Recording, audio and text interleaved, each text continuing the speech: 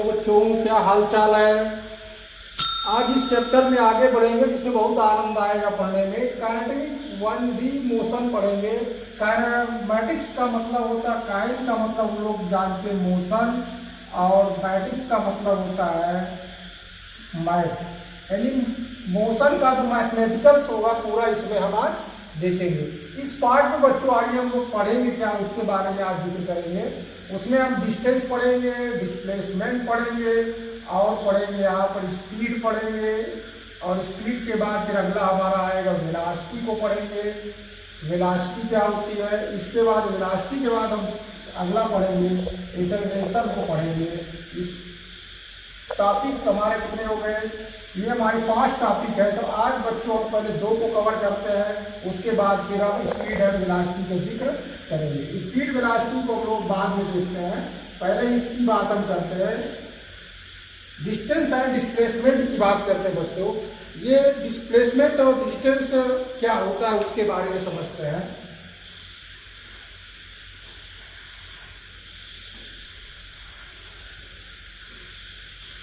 ये जो डिस्टेंस लिखा गया है, डिस्टेंस और डिस्प्लेसमेंट में क्या अंतर है बच्चों, उसको हम थोड़ा समझिए। डिस्टेंस का मतलब होता है कि एक स्थान से दूसरे स्थान के बीच की जो दूरी होती है हम लोग उसको डिस्टेंस कहते हैं। यहाँ तक तो हम डिस्टेंस मान लेंगे कि यहाँ से यहाँ तक की दूरी डिस्टेंस है। लेकिन जो डिस्प्लेसमेंट होता है, डिस्टेंस और डिस्प्लेसमेंट में अंतर कहेंगे हम। ये कंपेरिजन करेंगे ए से बी तक, हमको मान लीजिए 2-3 रास्ते हो, एक इस तरह जाते हैं, एक सीधा चले जाते हैं, एक इस तरह टेढ़ा मेढ़ा करके जाते हैं। तो बच्चों हमको 3 पथ मिल रहे हैं, एक पाथ 1 पाथ, 2 पाथ, 3 पाथ। तो 3 पाथ बच्चों हमको यहाँ पर प्राप्त हो रहा है।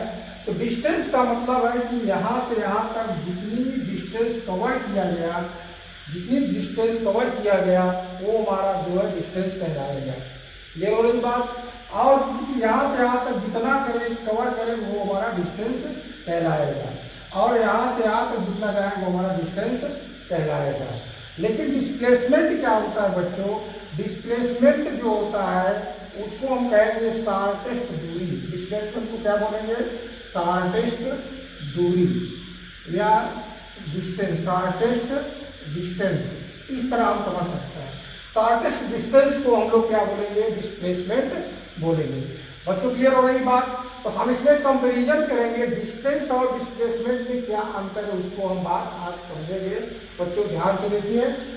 जैसे हम ये कहें कि हमने पाथ फर्स्ट से जो दूरी तय किया था, हमारा डिस्टेंस हमारा हो गया वो ज़्यादा है। इसका अगर हम देखें कि उसका डिस्प्लेसमेंट कितना होगा, तो हमारा डिस्प्लेसमेंट सीधा शॉर्टेस्ट पथ ये मिलेगा। तो डिस्टेंस हमारा क्या होगा, डिस्प्लेसमेंट क्या होगा, हमारा छोटा हो जाएगा। इसलिए बच्चों हम इसको कॉन्सेप्ट में कैसे समझेंगे कि जो एग्जाम में कभी कभी इस तरह का कॉन्सेप्ट आ जाता है।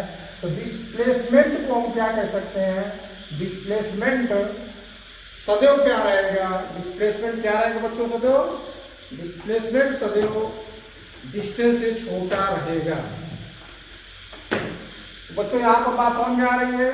डिस्प्लेसमेंट क्या होगा, डिस्प्लेसमेंट सदैव जो है छोटा रहेगा डिस्टेंस से। इतनी बात क्लियर हो रही बच्चों। इन दोनों चित्रों से हमें क्या पता हो रहा है कि डिस्टेंस हमारा सबसे बड़ा है, इसमें भी बड़ा है, इसमें भी बड़ा है। लेकिन ए से बी जब जाते हैं तो डिस्टेंस और डिस्प्लेसमेंट दोनों बराबर हो सकते हैं। डिस्टेंस और डिस्प्लेसमेंट दोनों बराबर हो सकते हैं। यहाँ तक बात समझ में आ रही बच्चों। अब इसमें हम इसको क्या लिख सकते हैं कि जो डिस्टेंस हमारा रहेगा, डिस्टेंस लिख सकते हैं बराबर डिस्प्लेसमेंट के लिख सकते हैं, डिस्प्लेसमेंट के लिख सकते हैं। यहाँ तक समझ में आ रही बच्चों। यानी डिस्टेंस हमारा क्या रहेगा, डिस्प्लेसमेंट के बराबर भी हो सकता है। अब उसके बाद हम इन दोनों कथनों को अगर संयुक्त रूप लिख दें तो इसका मतलब क्या है कि डिस्टेंस जो है, डिस्टेंस बड़ा भी हो सकता है, बराबर भी हो सकता है किसके, डिस्प्लेसमेंट के, डिस्प्लेसमेंट के। यहाँ तक बच्चों बात समझ में आ रही है। तो 3 हमने आपको बताया है, इसीलिए बता रहे बच्चों इस चैप्टर में बहुत मजा आएगा। आप धैर्य बनाकर देखिए और सारे कॉन्सेप्ट को क्लियर करते चलिए। डिस्प्लेसमेंट शॉर्टेस्ट डिस्टेंस है, और डिस्टेंस जो होता है जितना कवर किया गया है दूरी को वो हमारा डिस्टेंस हो जाएगा। तो प्यारे की बात समझ में आ गई है कि डिस्टेंस और डिस्प्लेसमेंट में क्या अंतर है। क्लियर होगी बच्चों बात। इसमें हम पढ़ेंगे काइनेमैटिक्स में पढ़ेंगे मोशन 1D पढ़ेंगे। क्या पढ़ेंगे अभी पहले मोशन 1D को हम पढ़ेंगे। 1D में क्या देखते हैं कि 1D का मतलब होता है कि किसी x डायरेक्शन में जाए, x डायरेक्शन में जाए, ये हमारा 1D कहलाएगा। क्लियर हो रही बच्चों सबको बात। यानी कहने का मतलब किसी एक ही डायरेक्शन में इधर जाए या इधर जाए तो हमारा क्या कहलाएगा 1D कहलाएगा। एक डायरेक्शन स्ट्रेट डायरेक्शन में हम जाएंगे, चाहे इधर जाए चाहे इधर जाए, हमारा 1D कहलाएगा। 2D में क्या होगा बच्चों, 2D में क्या होगा, हमारा प्रोजेक्टाइल आ जाएगा। प्रोजेक्टाइल का मतलब है कि कोई चीज इधर ऐसे हम फेंकेंगे प्रोजेक्टाइल में, यानी x डायरेक्शन में भी जाएगा और y डायरेक्शन में जाएगा, दोनों डायरेक्शन में जाएगा तो हमारा 2D डायरेक्शन हो जाएगा बच्चों। तो अभी हम इसमें जो है केवल क्या पढ़ेंगे 1D का पढ़ेंगे। तो 1D के बारे में हम आज जिक्र करेंगे। तो यहाँ तक बच्चों बात समझ में आ रही है, किसी कोई दिक्कत नहीं है। डिस्प्लेसमेंट और डिस्टेंस में अंतर क्लियर हो गया बच्चों, किसी कोई दिक्कत नहीं है। आगे बढ़ते हैं। अब हम जो समझते हैं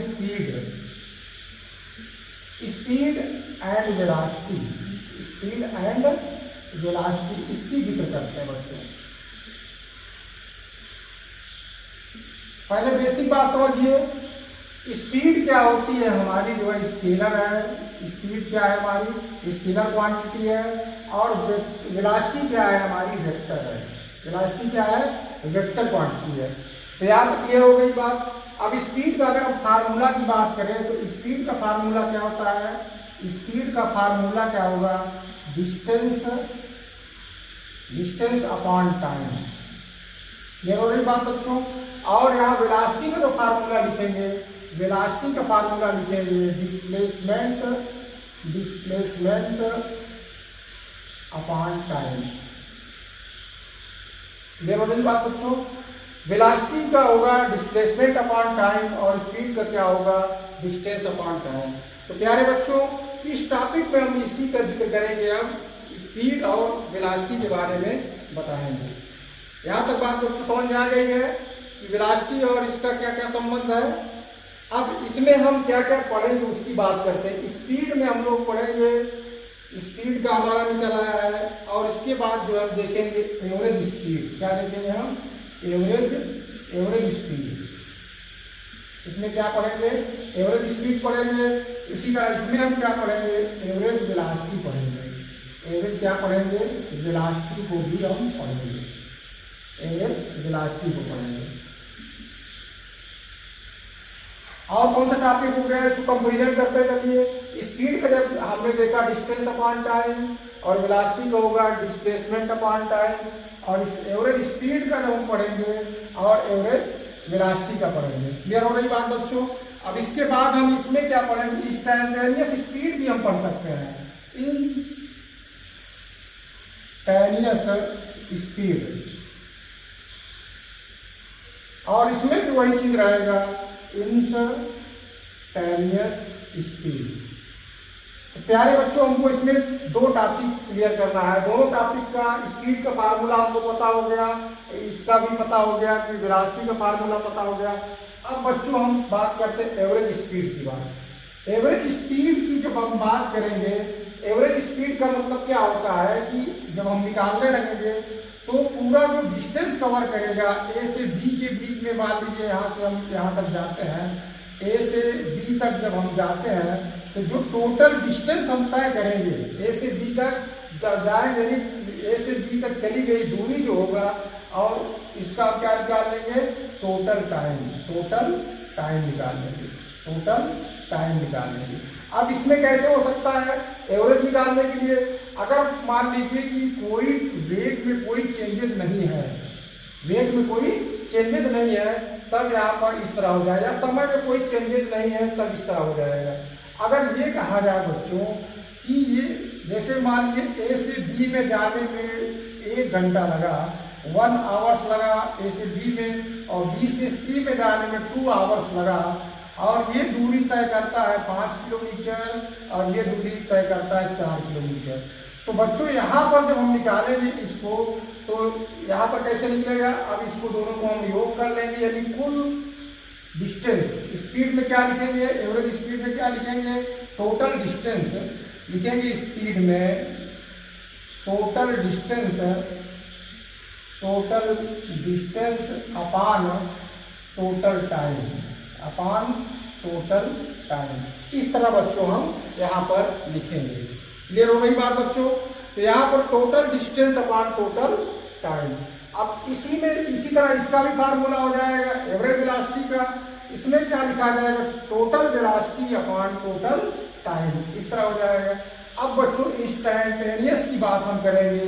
इंस्टैंटेनियस स्पीड क्या होता है कि किसी क्षण, मतलब कि किसी एक क्षण पे पूछे, जैसे यहाँ से चले कि 2 सेकेंड बाद उसकी स्पीड क्या है, 2 सेकेंड बाद उसकी स्पीड क्या है, तो वो इंस्टैंटेनियस स्पीड हमको बताएगा। तो बच्चों इसको प्राप्त करने के लिए हम क्या समझेंगे कि इंस्टैंटेनियस स्पीड होता क्या है, जिसको हम लोग इसमें पढ़ेंगे इस चैप्टर में। तो उसको भी आप समझिए थोड़ा सा। यहाँ तक तो हम लोगों ने देख लिया है। एवरेज स्पीड को जो हम लोग लिखते हैं उसको लिखेंगे, एवरेज स्पीड क्या आएगा, डेल्टा टी टाइम में आएगा। इंस्टैंटेनियस स्पीड जो आएगा, जो सूक्ष्म समय होगा, यानी स्मॉलेस्ट टाइम, सबसे छोटा से छोटा स्मॉलेस्ट टाइम, उसको हम लोग टी से प्रकट करेंगे।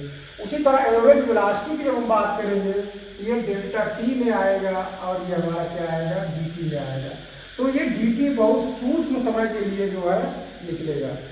प्यारे बच्चों, यहाँ तक जो हमने बताया आपको फिर से क्लियर करा दे रहे हैं। स्पीड जो हमारा होता है डिस्टेंस अपॉन टाइम, वेलोसिटी जो होता है हमारा डिस्प्लेसमेंट अपॉन टाइम, और एवरेज स्पीड जो निकालेंगे वो जो डेल्टा टी है, यानी उस टाइम इंटरवल में जितनी डिस्टेंस कवर किया गया है वही हमारी एवरेज स्पीड हो जाएगी। अब एवरेज वेलोसिटी भी उसी तरह डेल्टा टी के निकाल लेंगे। इंस्टैंटेनियस में हम क्या करेंगे, जो सूक्ष्म समय यानी किसी क्षण, बात समझ में आ रही बच्चों, कि इंस्टैंटेनियस समय में हमको देखेंगे उस टाइम में dt समय में कितनी उसकी स्पीड थी वो बताएगा, यानी एक क्षण, 1 सेकेंड से भी कम समय के बारे में बताएगा। तो इस तरह बच्चों जो है हम इसको निकाल सकते हैं। तो प्यारे बच्चों, यहाँ तक बात समझ में आ रही है। इंस्टैंटेनियस स्पीड और एवरेज स्पीड डेल्टा टी और ये सब तीनों चीज़ों का कॉन्सेप्ट क्लियर हो गया। अब हम बच्चों बात करते हैं इस रिलेशन की। किसकी बात करेंगे, इस रिलेशन की बात करेंगे। तो बच्चों इसमें हम ग्राफ की भी कुछ मदद लेंगे। उस ग्राफ की मदद के द्वारा जो है हम सब बातों को समझेंगे। ग्राफ में क्या समझना है, ग्राफ में ये समझना है कि इस रिलेशन कैसे होता है, पहले इसकी बात करेंगे, जिसको हम लोग डिनोट कैसे करते हैं। इससे इस रिलेशन को डिनोट करते हैं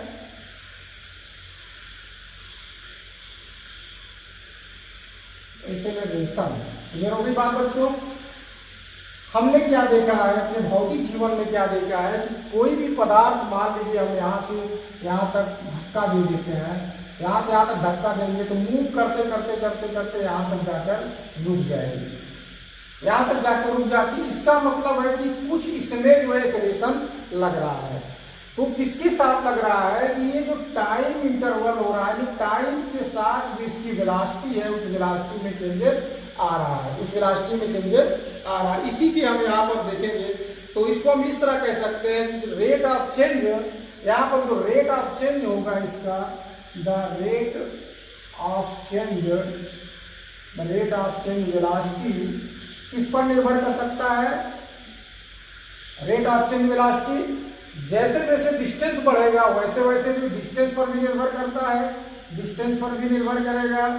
और क्या रहेगा, और टाइम, जैसे जैसे ये होगा और किस पर निर्भर करेगा, और टाइम पर भी निर्भर करेगा। जैसे समय बढ़ेगा, डिस्टेंस बढ़ेगा, वैसे वैसे जो है वो हमारा चेंज ऑफ वेलोसिटी होता जाएगा। तो यहाँ पर बच्चों हम कॉन्सेप्ट एक्सेलरेशन का क्या देखेंगे, क्योंकि जैसे जैसे हम देखेंगे यहाँ पर कि वेलोसिटी बढ़ेगी, क्लियर करेंगे कॉन्सेप्ट, क्या क्लियर करेंगे कॉन्सेप्ट में बच्चों ध्यान से समझिए। कॉन्सेप्ट में क्या आपको समझना है कि अगर वेलोसिटी डिक्रीज हो रही है, वेलोसिटी क्या हो रही है, वेलोसिटी अगर डिक्रीज हो रही है तो डिस्टेंस हमारा क्या हो रहा है, डिस्टेंस हमारा धीरे धीरे क्या हो रहा है, वेलोसिटी डिक्रीज हो रही है तो डिस्टेंस हमारा बढ़ रहा है। डिस्टेंस क्या हो रहा है, बढ़ रहा है। इसीलिए हम कॉन्सेप्ट में क्या पढ़ेंगे, the rate change of velocity with time के साथ लेंगे। किसके साथ लेंगे, विथ टाइम के साथ लेंगे। तो यहाँ पर हम लिखेंगे the rate of velocity change with time. तो हम यहाँ पर एक्चुअल जो हमारा माप निकलेगा, हमने प्रैक्टिकल द्वारा देखा, प्राप्त किया, तो जो वेलोसिटी का चेंजेस जो हमारा आ रहा है वो टाइम के साथ आ रहा है। क्लियर हो रही बात बच्चों। तो यहाँ से हम आगे बढ़ते हैं। अब हमने एक्सेलरेशन के बारे में सीखा। एक्सेलरेशन क्या होता है, एक्सेलरेशन हमारा जो है पॉजिटिव भी हो सकता है, निगेटिव भी हो सकता है और कांस्टेंट भी हो सकता है। ये तीनों चीज हो सकता है बच्चों। उसके बारे में थोड़ा ग्राफ के द्वारा समझते हैं कैसे होता है। अब हम मानते हैं कि x और t के ग्राफ में अगर हम डिस्टेंस और टाइम के साथ देखते हैं, कोई पार्टिकल से मान लो यहाँ से चलना प्रारंभ किया, यहाँ से चलना प्रारंभ किया, यहाँ तक गया। इसका मतलब क्या है, यह क्या प्रकट कर रहा है, एक्सेलरेशन क्या प्रकट कर रहा है, ये आपको बताना है।